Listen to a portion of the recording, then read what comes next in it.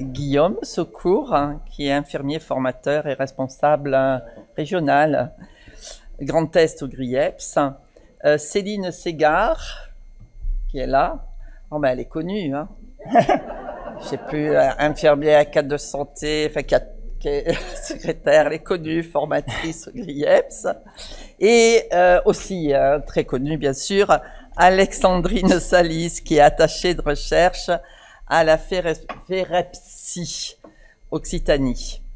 Et ils vont nous parler sur c'est pas un chœur en fait, c'est un trio, de la formation professionnelle à l'observation clinique et l'utilisation de l'outil, d'un outil numérique qui s'appelle Sémiog, si j'ai bien compris, 8, Sémiog 8, hein? Sémiog 8G, pardon. Et sur l'évaluation de l'impact d'un dispositif pédagogique hybride, une méthodologie qualitative évaluative. Très bien. La parole vous est offerte. Du coup, je vais commencer. Je vais commencer un petit peu cette présentation en vous présentant en quelques minutes. Je vais essayer d'être très synthétique pour laisser la place à mes deux collègues. Donc la genèse, la conception et puis le développement de l'application Sémiog 8G, qui est un projet collectif dont le chef de projet est Benjamin Villeneuve, qui vous l'avait présenté lors des dernières rencontres. Voilà, c'est important pour nous de juste prendre un petit temps pour vous préciser un peu ces éléments-là. Alors, ce projet, la genèse de ce projet, ce projet a émergé lors de la crise sanitaire, lors du Covid. Donc, en tant que formateur, on était au chômage et partiel, et du coup, on a eu le temps de réfléchir, de penser. Donc, ce projet est parti de réflexions de 5 infirmiers, avec des parcours universitaires variés, donc en séances infirmières et puis en séances de l'éducation. Et puis nous sommes partis, de causes, notamment on en a un petit peu parlé ce matin avec la formation initiale, l'arrêt du diplôme d'ISP et puis l'EDE à l'heure actuelle avec une diminution quand même très nette du nombre d'heures en formation initiale dédiée à la psychiatrie, qui amène des constats. Alors les constats, on les connaît, et puis c'est bien documenté et référencé avec un affaiblissement des pratiques cliniques, un raisonnement clinique pauvre, et puis des transmissions faiblement qualitatives et quantitatives.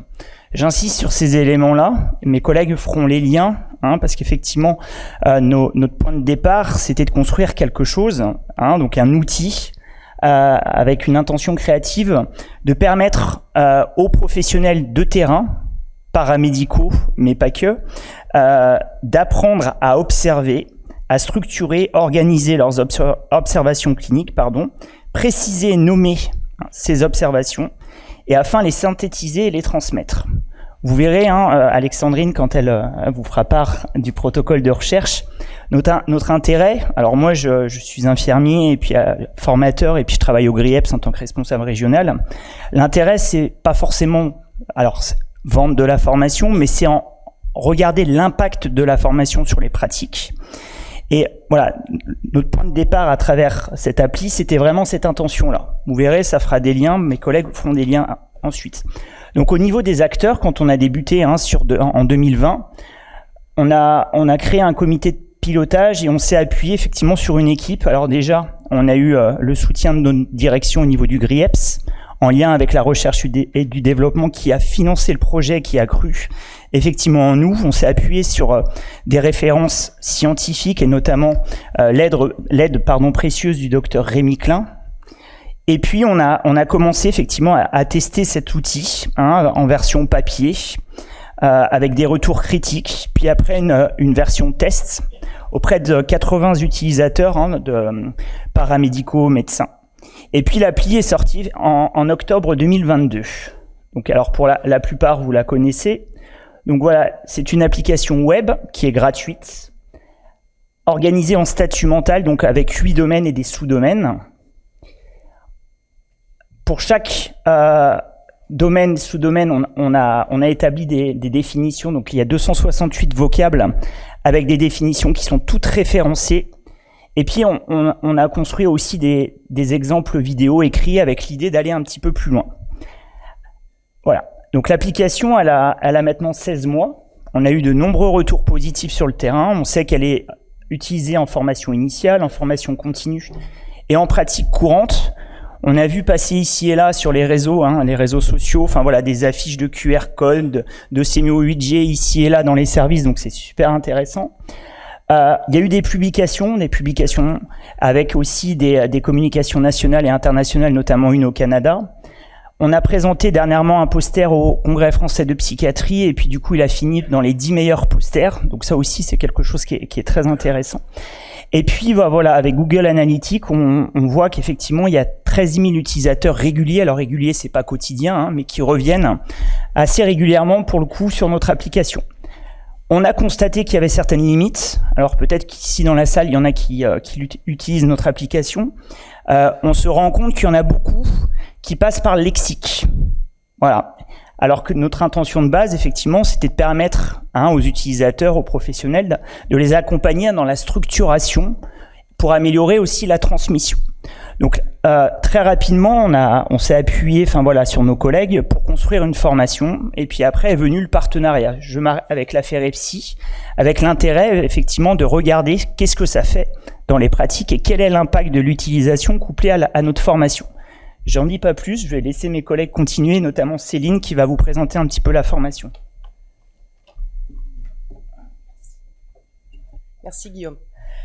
Donc à partir du constat que vous a présenté Guillaume, moi je vais m'attarder un peu plus sur la conception de cette formation et le contenu de cette formation. Une formation qui a été rédigée et mise en œuvre par l'équipe recherche et développement de psychiatrie santé mentale du GRIEPS, une formation hybride de l'approche sémiologique en psychiatrie. Alors pourquoi hybride ? Par deux aspects. D'une part, les apports théorico-cliniques amenés par le formateur durant la formation, et d'autre part, l'appropriation de l'outil numérique sémio 8G, qui, durant la formation, en fait, devient par la suite un outil de soutien au quotidien dans les pratiques cliniques, mais également un guide d'auto-apprentissage pour les professionnels. Donc, afin d'élaborer ce projet, nous nous sommes référés à 3 modes d'apprentissage, que sont le constructivisme, le socio-constructivisme et la ludopédagogie. Le constructivisme souligne l'importance de l'interaction entre formateurs apprenants et de l'interaction sociale. Et cette philosophie pédagogique se base sur l'idée que les apprenants développent leur propre compréhension d'un sujet en établissant des liens, en tirant des conclusions qui deviennent alors source potentielle de questionnement. Cet axe pédagogique, en fait, se traduit dès les premiers instants de la formation, lors du recueil des attentes et des besoins des participants, lors du tour de table initial. Le socio-constructivisme, donc théorie élaborée par Lev Vygotsky, postule que les individus participent activement à la création de leurs propres connaissances et met l'accent sur le rôle des interactions sociales et culturelles dans la construction de celles-ci. C'est au travers de cet axe socio-constructiviste que nous, formateurs consultants, avons développé ce projet de formation de sémiologie en psychiatrie en s'appuyant sur la mobilisation de l'intelligence collective au service d'objectifs pédagogiques simples. Ces objectifs sont au nombre de 4. Donc tout d'abord, apprendre à observer. Et là, je vais me permettre de citer Dominique Friard. Observer, écouter pour tenter de comprendre ce qui se dit, écouter ce qui se dit, comment c'est dit, ce qui ne se dit pas mais se montre, écouter les gestes, les attitudes, les silences. Ensuite, structurer et organiser ces observations. Comment classer, référencer, répertorier ce que j'ai vu. Après, préciser et nommer ces observations. Bien que compétence inhérente à tout infirmier, préciser et nommer ces observations relève parfois d'un exercice difficile, voire d'une tâche complexe. Et enfin, synthétiser et transmettre dans une logique de raisonnement clinique en faveur d'hypothèses diagnostiques et aussi d'évolution des prises en charge des personnes souffrant de troubles psychiques. Pour atteindre ces objectifs, nous avons fait le choix de respecter un déroulé pédagogique cohérent qui s'appuie sur des apports théoriques mais aussi sur la ludopédagogie. Avant d'aborder ce côté ludique lors de la formation, et afin de surtout pas brusquer les stagiaires en explorant d'emblée la sémiologie psychiatrique, nous introduisons le sujet en définissant l'observation clinique en psychiatrie, et je me permets donc de reprendre ici la définition de Pedinelli et Fernandez. L'observation clinique vise à relever des phénomènes comportementaux idéatifs, langagiers, émotionnels, cognitifs significatifs, afin de leur donner un sens en les restituant dans la dynamique, l'histoire d'un sujet, et dans le contexte de l'observation et dans le mouvement intersubjectif actualisé. Le clinicien en psychiatrie se voit en effet dans sa relation à l'autre de mettre tous ses sens en éveil pour tenter de qualifier au mieux ce qu'il a compris et perçu. En effet, l'association d'enseignement de sémiologie psychiatrique, l'AESP, évoque une sémiologie majoritairement qualitative, mais rarement quantitative en psychiatrie. Si je me réfère au modèle théorique de Cohn et Nègre, énonçant les deux types d'observations cliniques distinctes, nous pouvons affirmer que la formation de l'approche sémiologique en psychiatrie se fonde davantage sur l'observation clinique structurée. En effet, l'observation clinique relationnelle est celle qui permet à l'infirmier et au soignant d'ajuster sa posture, de repérer ou encore de respecter les distances dans la relation, alors que l'observation clinique structurée s'appuie davantage sur un recueil de faits objectifs. C'est à partir de cette distinction que découlent les apports en lien avec l'observation structurée du clinicien et le contenu de l'appli Semio-IJ. Dans un premier temps, il convient aux apprenants d'intégrer le statut mental, en passant du « qu'est-ce que c'est » à « comment je peux m'en saisir ». C'est à ce moment de la formation que débute l'appropriation de l'appli Semio-IJ. Ensuite, chacun des domaines, sous-domaines sont approfondis et c'est là qu'entre en jeu le ludo-apprentissage. La majeure partie de la formation est agrémentée de diverses activités qui ont toutes une même finalité. Apprendre, comprendre, développer ses connaissances de façon engageante et motivante par le jeu. Pour y parvenir, nous, formateurs permanents de l'équipe psychiatrie et santé mentale du GRIEPS, nous avons écrit et mis en scène des vidéos d'entretien de 10 minutes environ, au travers lesquels les stagiaires doivent observer, structurer, transcrire leurs observations cliniques en faveur d'hypothèses diagnostiques et ou de propositions de prise en soin. Dans la continuité de ces axes, les apprenants sont ensuite invités à renseigner une grille de mots croisés pour laquelle des indices peuvent leur être donnés, découvrir les termes, les domaines et sous-domaines au travers d'un blind test, ou encore de distinguer les idées délirantes des idées surinvesties à partir de vignettes cliniques. Avant de clôturer les 2 jours de la formation, les participants sont répartis en équipes, de 3 ou 4 autour d'un plateau de jeu, les petits chevaux de la sémio. Ce plateau de jeu, pareil, conçu par l'équipe R&D du GRIEPS, permet aux apprenants de mobiliser leurs connaissances et de mesurer les acquis de la formation en répondant à des questions de psychopathologie, de sémiologie ou encore de culture générale en lien avec les 2 jours. Au-delà de toutes ces méthodes, il s'agit surtout d'une formation hybride qui permet l'appropriation complète de Semio-IJ et de laquelle les apprenants repartent avec de nouvelles connaissances, compétences et une appli qui constitue en soi un outil d'apprentissage permanent et un guide au quotidien dans l'évaluation des troubles psychiques. Au terme de la session, les participants sont invités à renseigner au travers d'un questionnaire d'évaluation leur satisfaction quant au contenu de la formation. Alors si on se réfère sur la période de décembre 2022, novembre 2023, on a formé 77 professionnels pour un taux de satisfaction moyen de 96,7% et une recommandation de 100%. Cette évaluation de la satisfaction davantage quantitative est complétée par des commentaires et un tour de table final qui permet de mesurer l'acquisition des connaissances et des compétences. Là aussi, avec de nombreux retours positifs. Alors, pour n'en citer qu'un, formation très pratico-pratique permettant d'appréhender de façon très claire et synthétique le statut mental. Ces 2 modes d'évaluation donc correspondent aux 2 premiers niveaux du modèle d'évaluation de Kirkpatrick que Alexandrine va vous présenter un petit peu plus loin. Toutefois, ces 2 premiers niveaux ne garantissent pas nécessairement une atteinte des objectifs initiaux de la formation, ni l'intérêt de ce dispositif hybride. En effet, on a conscience en tant que formateur que ces taux de satisfaction à chaud ne reflètent pas toujours la mise en pratique du terrain. Se pose alors cette question, ce dispositif de formation hybride peut-il répondre aux objectifs initiaux du projet à moyen-long terme avec une intégration du dispositif Semio-IJ dans les pratiques professionnelles et un retentissement sur celles-ci? C'est au regard de ces enjeux que le GRIEPS, en partenariat avec la FEREPSI, a fait le choix de s'investir dans une démarche d'évaluation qualitative et je laisse donc la parole à Alexandrine.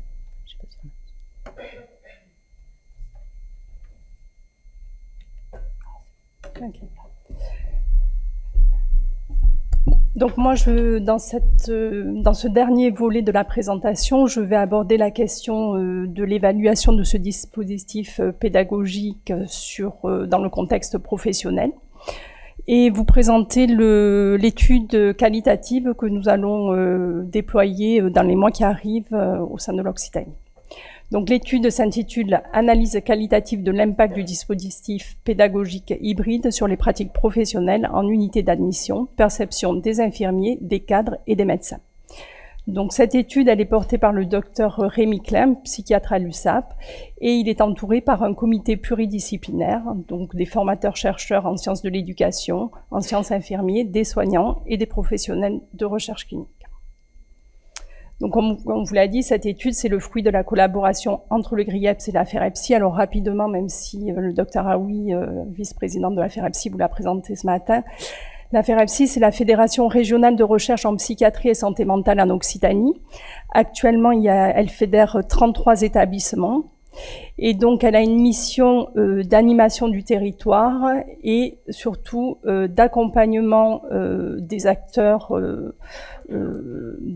du secteur autour de la recherche, de la formation et de l'amélioration des pratiques. Donc, à la FEREPSI, il nous a semblé intéressant en fait de mener une étude complémentaire avant de promouvoir et de diffuser l'application du dispositif sur notre territoire.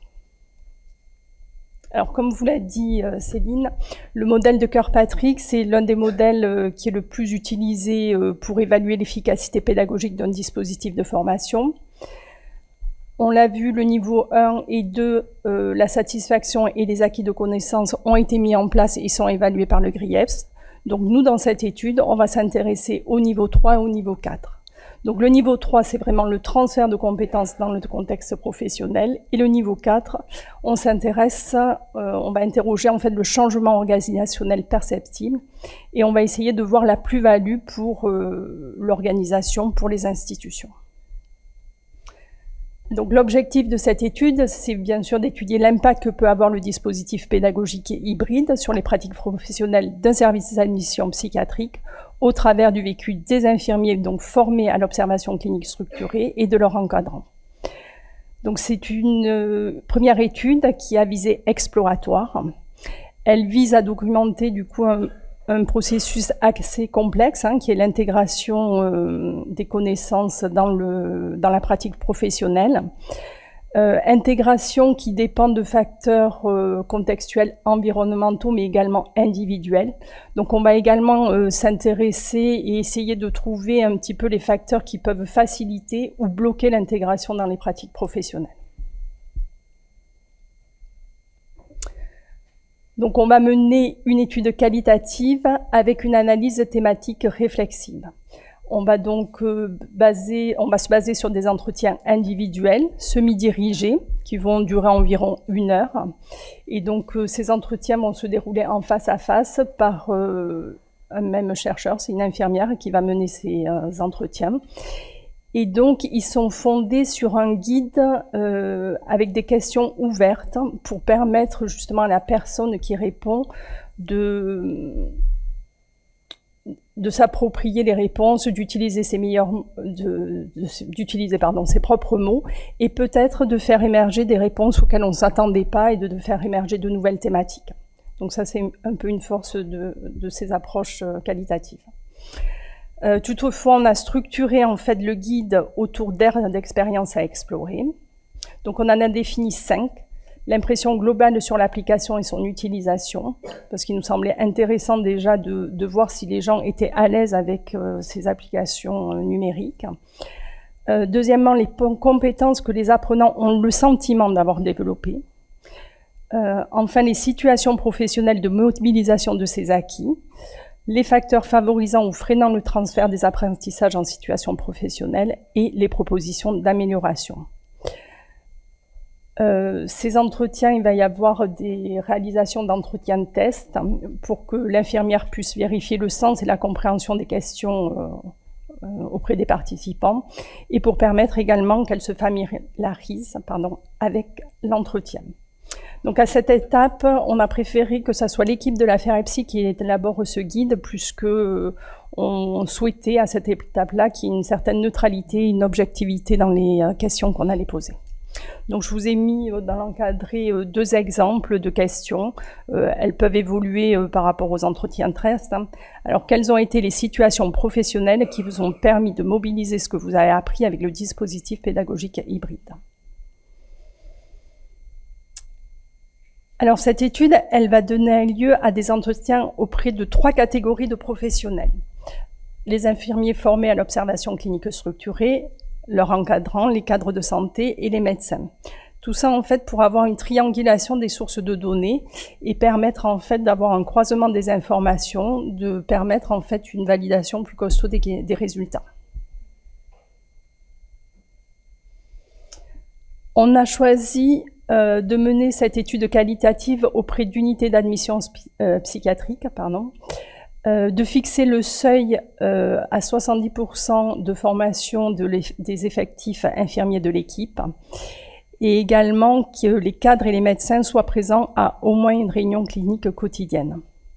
Tous ces critères, en fait, permettent de favoriser la mise en application des acquis et surtout vont permettre en fait qu'il y ait des moments riches en interaction clinique entre les différents professionnels, et c'est là que va pouvoir se multiplier les échanges et qu'on va pouvoir voir en fait la diversité des angles d'observation, d'où la triangulation des données. Alors, on cherche à avoir un échantillonnage à variation maximale. Variation maximale au niveau des équipes. Donc, on a sélectionné 4 unités de 3 établissements différents pour justement voir quels facteurs environnementaux pouvaient favoriser ou bloquer en fait l'intégration dans les pratiques, et une variation au niveau des personnes qu'on va interroger. La personne qui va mener les entretiens va récolter en premier des données sociodémographiques et aussi des données sur le parcours professionnel des participants, pour 2 raisons. La première, c'est que ça va nous permettre de décrire notre population de l'étude, mais surtout, on va pouvoir avoir un recrutement qui va pouvoir avoir une large diversité. Donc c'est ce qui est important dans les études qualitatives.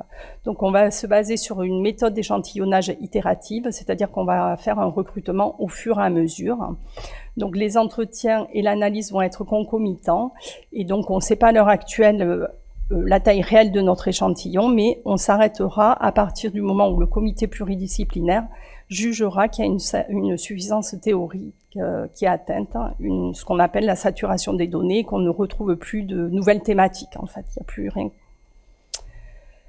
Bon, rapidement, donc du coup, je ne sais pas si vous connaissez ces méthodes d'analyse. Donc on retranscrit des entretiens en forme de verbatim. Après les premières relectures, en fait, il est possible à la personne qui a mené les entretiens de faire des annotations également des détails non verbaux. Et puis il y a un codage qui permet en fait, enfin on va coder chaque unité de sens et qu'on va transposer ensuite en grandes thématiques. Nous, on a choisi qu'il y ait 2 codateurs indépendants pour renforcer un petit peu la qualité de ce codage. On va également utiliser le logiciel NVivo pour faciliter en fait la caractérisation des thématiques. Alors c'est là aussi qu'on a souhaité mettre un 2e niveau de triangulation. Triangulation dans l'analyse, et donc à nouveau intervention de plusieurs personnes. Donc on a vu 2 codateurs indépendants, mais également l'intervention d'un comité scientifique qui plus est pluridisciplinaire, et donc qui va permettre d'offrir une criticité en fait de l'analyse et donc de valider correctement les résultats. Donc c'est une analyse croisée validée par le comité pluridisciplinaire.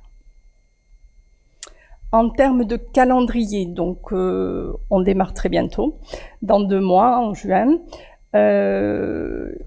On a sélectionné 4 unités, une du CH de Thuir, une du CH de Béziers et 2 de la Fondation Bon Sauveur d'Albi. Pour des raisons purement logistiques, il va y avoir 2 groupes de formation, une en juin, une en septembre. On a décidé que ça serait le même formateur pour les 2 groupes pour limiter les biais liés aux formateurs. Ce qui était important, c'est aussi de laisser le temps à ce qu'il y ait une intégration dans les pratiques. Donc les entretiens ne seront menés à minima qu'à 3 mois après la formation et le début de l'utilisation de l'application. Il nous a semblé essentiel aussi de mettre en place un carnet de bord pour suivre en fait l'utilisation du dispositif sur la période, avec la limite que c'est de l'auto-reporting, mais déjà ça nous donnera des informations si les gens l'utilisent beaucoup ou pas. Juste pour conclure, c'est une première étude, donc ça serait intéressant forcément d'enrichir en fait ces premiers résultats par d'autres recherches, et notamment de les articuler avec des données issues d'approches plus quantitatives. Vous l'avez compris avec nos 3 interventions, hein, il y a un grand enjeu derrière ce dispositif innovant qui vraiment a toute sa place en formation continue et dans l'amélioration des pratiques. Et donc on espère en fait que via cette première étude, on va avoir des éléments qui vont non seulement servir aux GRIEPS, mais aussi convaincre, mais je pense que les soignants sont convaincus, mais également les financeurs, les institutions de déployer plus largement ce dispositif dans leurs équipes.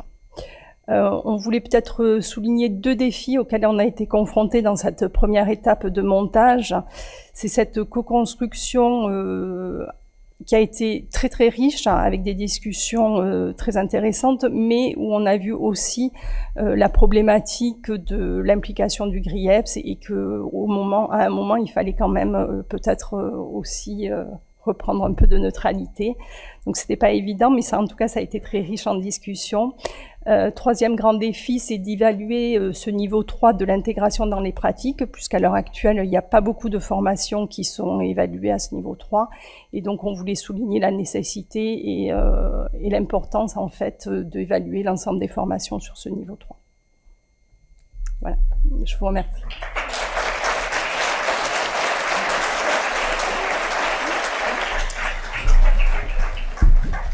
Merci d'avoir respecté le temps.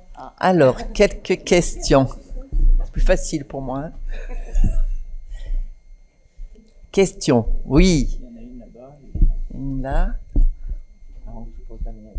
Non, je la poserai plus tard. Autour d'un blanc chanteur. Promis. C'est pas lui. Non, c'est pas allumé. Dominique Friard. Alors, Dominique, c'est Dominique? Il y a plus de pipe pareil.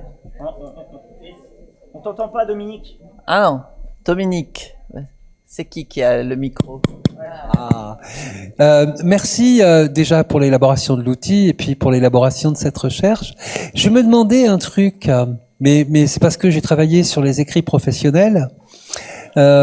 Pourquoi ne pas mesurer dans les écrits professionnels? Parce que si les soignants adoptent une sémiologie plus assurée, une mesure entre avant et après devrait permettre de le retrouver. Alors, c'est un des designs qu'on avait discuté. Oui, j'entends bien. Hein. Bon, c'est une première étude, on le fait tous sans budget. Vous l'avez compris, c'est sur des fonds propres.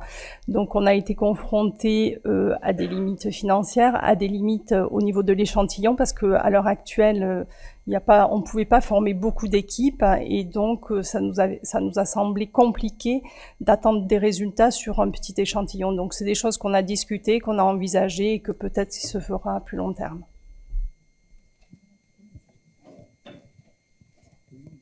Donc Olivier, pas retraité, mais bientôt. Juste, j'ai peut-être mal compris à un moment donné, vous avez fait passer les cadres de santé, je me suis demandé si j'ai bien compris. Mais pour le coup, je suis un peu inquiet pour ce que je vis sur le terrain, on peut dire.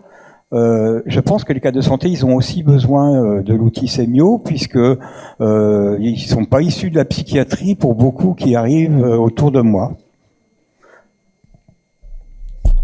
Tout à fait.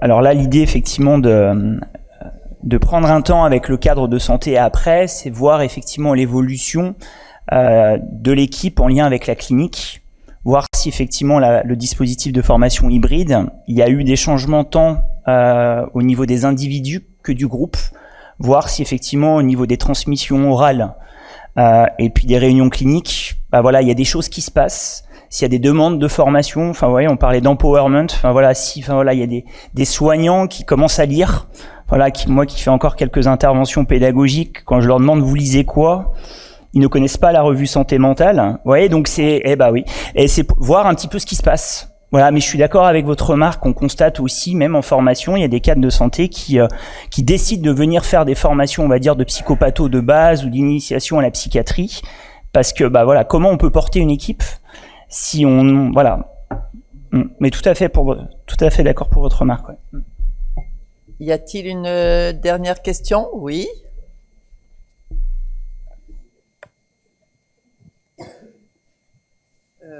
Donc je reprends la parole. J'ai oublié de dire mon nom tout à l'heure. Donc Elisabeth Cataldi. Je viens du centre hospitalier Georges Sand de Bourges. Nous discutions à midi avec quelques-uns sur la perte, justement, et vous l'avez montré, de la formation en psychiatrie. Donc j'étais dans le diplôme commun. Ça me rassure, j'ai quand même fait quelques heures de psychiatrie et stage en psychiatrie obligatoire. Donc ça me permet d'avoir ma pratique aujourd'hui.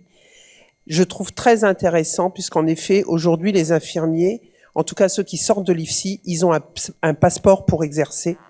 Et c'est ensuite aux différents services qui vont les accueillir de les amener à travailler leur spécificité. Du coup, on a un parcours pour avoir un infirmier, je dirais, opérant. On se dit 3-4 ans, 5, en étant large avec les différents parcours. Et du coup, votre outil, il est hyper intéressant. Et en effet, on ne pourra pas faire l'économie, à mon sens, si on est vraiment dans l'accueil, dans la qualité de vie au travail et de remettre du sens au travail, d'y associer les médecins, les cadres et tous les professionnels qui gravitent dans une équipe pluridisciplinaire pour que ça ait vraiment du sens au profit du patient. Merci. Ah, il y a encore une question. Oui, Jean-Michel Bourrel, donc formateur au GRIEPS. Juste, c'est une petite réflexion, mais qui est aussi liée évidemment à mon expérience d'animation de cette formation-là notamment. Je pense qu'il y a aussi quelque chose qu'il faut qu'on se partage entre nous parce que ça nous concerne tous et ça nous concerne particulièrement nous en tant qu'infirmiers. Dans ce type de formation-là, à l'issue de cette formation, il y a un grand nombre de professionnels qui disent mais on va pas pouvoir l'utiliser vraiment parce que on va montrer aux autres qu'on se la pète. Et que donc voilà, et je pense que il y a un double phénomène, je trouve, sur lequel il faut probablement travailler. C'est c'est des choses qu'on connaît bien, ça s'appelle l'autocensure et l'autostigmatisation. Ça serait bien qu'on puisse aussi sortir de ça. Voilà. Hein. Merci beaucoup. Merci à vous. Merci à vous.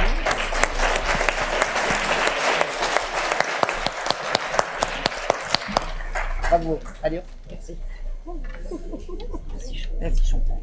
Ça va. Alors,